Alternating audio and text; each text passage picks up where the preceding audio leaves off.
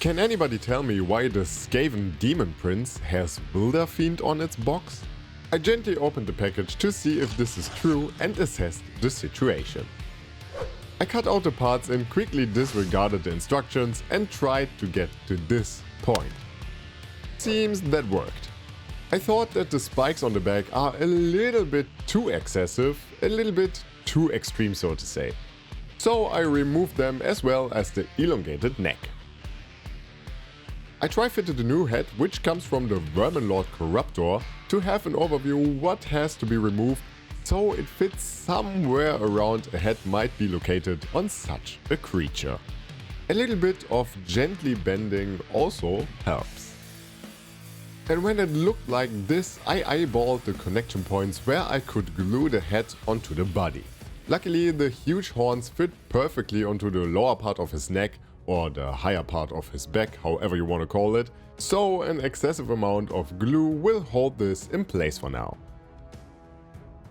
Once it was dry, I figured I should fill the huge gaps, and to do this I used a bit of green stuff.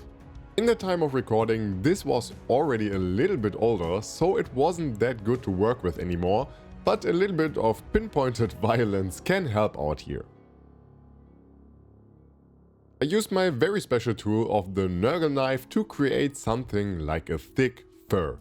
Nasty, and I have a question for you later, hoping that the hive mind can help me out here. So after poking about 13 holes into that green stuff, I looked at my creation, hoped that this does not trigger any trypophobia, and gave this horned beast 2 more horns. These are actually the ones from his back. No wastage.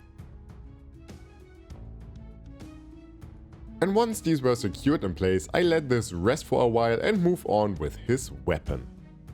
The Corruptor comes with a great weapon in the form of a sickle, or something. It's cool, it doesn't need any definition.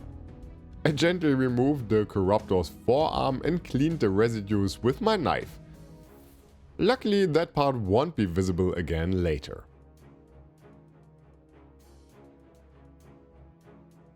Still sturdy enough. Perfect. Tri-fitting, realizing that this thing has to go, tri-fitting again, realizing that one side of the arm is missing, cutting off a hand, ROM the miniature, placing the missing bit, completing the arm and using a little bit of green stuff to make the connection not that obvious. Gluing the weapon on everything where it is connecting to other parts of the miniature and going on with some Skaven-y bits. Some contraptions that make no sense for normal thinking people. Because I want to tell a story with this one. I imagine that the Skaven way to become a Demon Prince is a little bit different.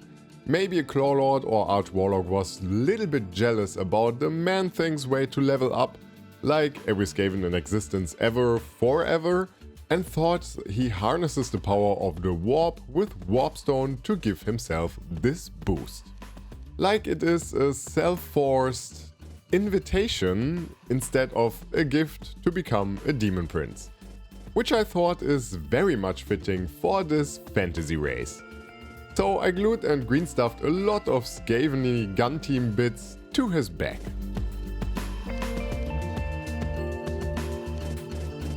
I again shaped the flesh a little to have a smoother end result and went on with his base.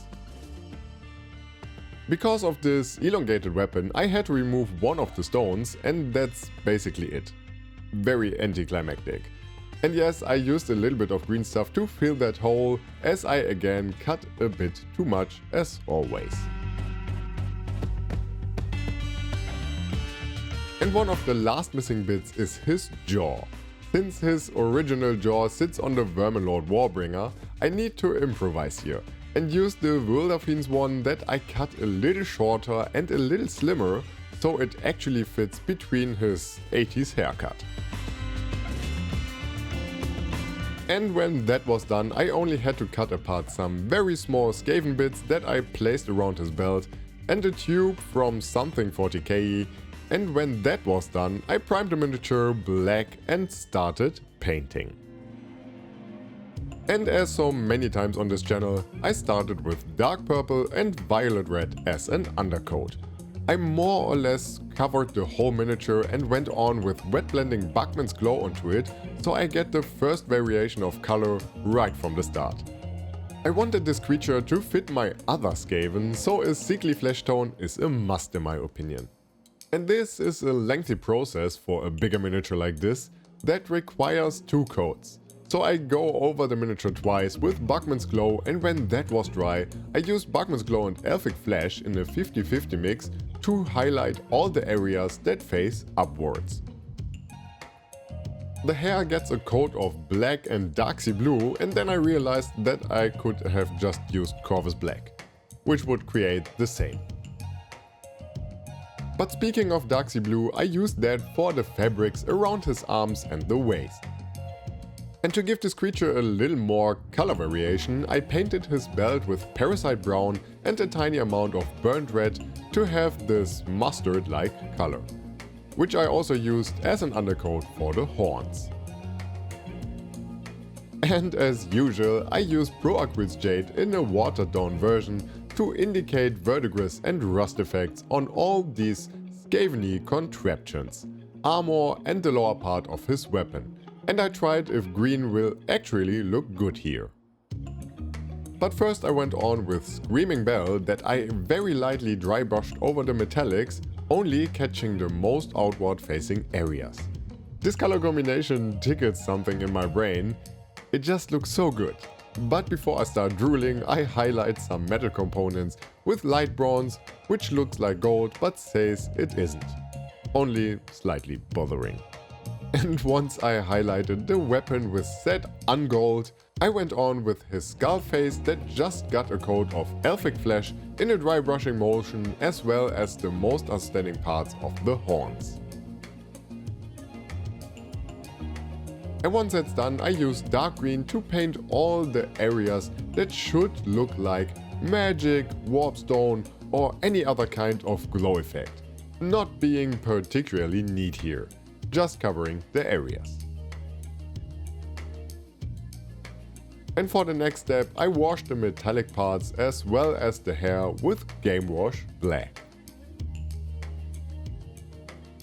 I stippled Scorpy and yellow-green onto that blade and every other green part. For the eyes, it is important to leave the deepest recess in a dark green and only to paint the eye itself as well as the underside of it in a brighter one.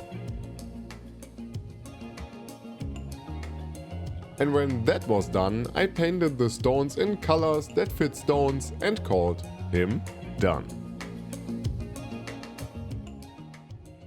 I have to say, I'm very proud of this one, yes. And I really think we as Skaven players should have a unit like this. If someone from the creative team of Games Workshop sees this, please have my idea, I only want a copy for free. I am a big fan of Wendigo-like creatures, and creating a Retigo is only the next step in this evolution. The only thing I really want to improve, painting-wise, is the hair. I don't think a Skaven has this super clean and dry hair. I want it to look nasty, greasy and overall disgusting. And maybe some of you people out there have an idea how to make or achieve this glossy and wet look. But now I very much do not patiently wait for the new Clans Ashen miniatures to be released, and we will see each other in the next one.